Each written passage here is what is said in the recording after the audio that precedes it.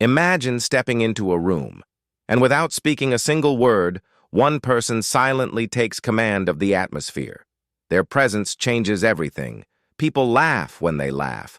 They go quiet when they frown. And when they finally decide to speak, the entire room leans in. What gives them this invisible power? It's not magic. It's not luck. It's psychology. And not the kind you read in textbooks. This is the darker side of psychology, a world of hidden tactics, invisible strings, and subtle manipulations. Today, we are diving into the world of mind games and power, a place where influence is disguised as charm, where control is hidden inside kindness, and where obedience can be extracted without a single threat or weapon. You may think you're immune, but the truth is, all of us at some point have been pawns in someone else's game. The question is, once you recognize the rules, will you remain a pawn or will you become the player? To understand power, we have to begin with one of the most chilling experiments ever conducted in psychology.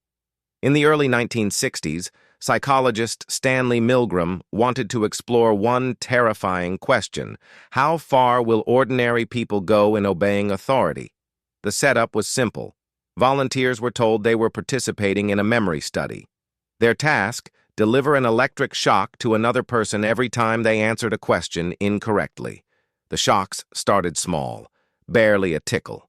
But with each mistake, the voltage increased. 100 volts, 200 volts, 300 volts. Soon, the stranger in the other room was screaming in pain, begging, pleading. The volunteer would hesitate, but then the man in the white lab coat standing calmly beside them would simply say, "Please continue. The experiment requires that you continue." And here's the horrifying truth. 65% of people went all the way. They pressed the final switch, labeled Danger Severe Shock, believing they were delivering fatal electricity to a stranger, simply because an authority figure told them to.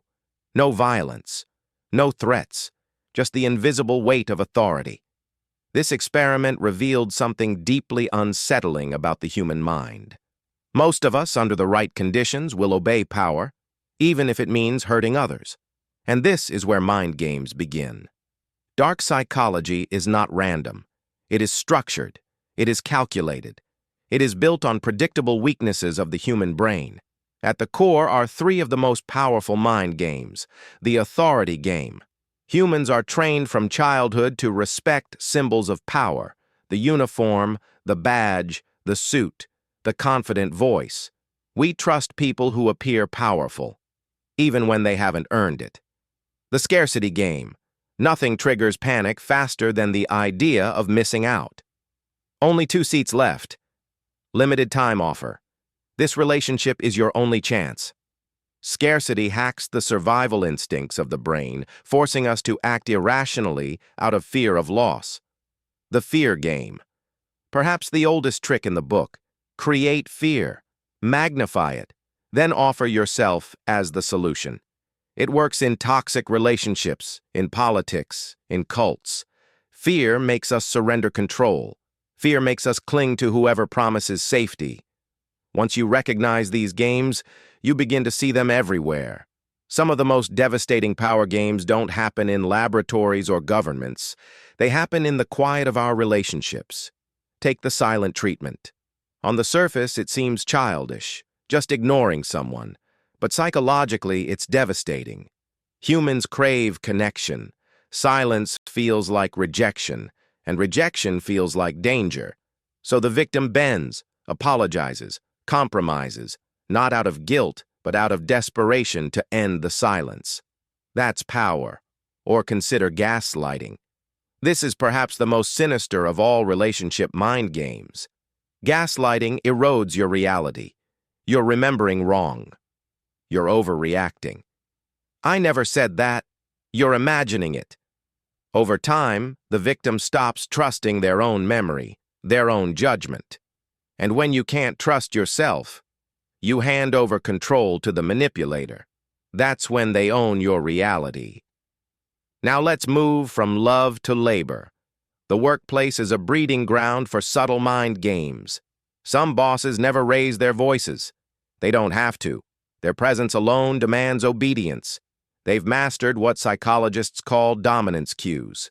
The slow, deliberate speech, the piercing eye contact, the silence that forces others to fill it. These small behaviors send one clear signal: I'm in charge. Colleagues play their own games too. Ever had an idea stolen? You speak it in a meeting, and later someone else repeats it, claiming it as theirs. If they repeat it with more confidence, more authority, people believe them. In psychology, perception often outweighs reality, and dark psychology thrives in that gap. Now, imagine these mind games on a massive scale. Cults are masterclasses in manipulation. First, they isolate followers, cutting them off from friends and family. Next, they overwhelm them with love, acceptance, and belonging, what's called love bombing. Then comes fear. Without us, you are nothing. Without us, you are lost. The followers become addicted to approval, terrified of rejection, and willing to surrender everything: money, freedom, even identity. Politicians use similar tactics, though more subtle. They invent enemies to unite their people. They repeat simple slogans until the brain accepts them as truth. They weave fear and hope into every speech, balancing terror with salvation. And history is filled with leaders who rose to unimaginable power, not because of ideas, not because of strength, but because they mastered psychological games. Psychology is filled with disturbing experiments that reveal just how vulnerable we really are. The Stanford Prison Experiment. Ordinary college students were divided into guards and prisoners. Within days, the guards became abusive. The prisoners broke down. Power corrupted the guards almost instantly. The Asch Conformity Experiment. People were shown simple questions with obvious answers. But when everyone in the group gave the wrong answer, most participants agreed with the group, even though they knew it was wrong. That's the terrifying force of social pressure. The halo effect. We assume attractive, confident people are smarter, kinder, more trustworthy, and even when they're not. Manipulators weaponize this illusion, using charm and looks as shields for deception. These studies prove a painful truth. You don't need chains to control people. You only need to control their minds. So, how do you defend against these games? The first defense is awareness. When you can name the tactic, it weakens. Ask yourself, why am I feeling rushed? Who benefits if I make this decision? The second defense is boundaries. Clear boundaries are like armor. A manipulator thrives on bending lines, on pushing limits. But if you say no and mean it, their game collapses. The third defense is questioning authority. A uniform, a badge, a confident tone, these don't equal truth. Real authority should be questioned, always. Centuries ago, the Chinese strategist Sun Tzu wrote, "All warfare is based on deception." He wasn't only talking about soldiers, he was talking about life itself. Every power struggle, whether between nations, corporations, or lovers, is fought not with weapons, but with psychology. And here's the uncomfortable truth. Right now, in your life, someone may already be using dark psychology against you.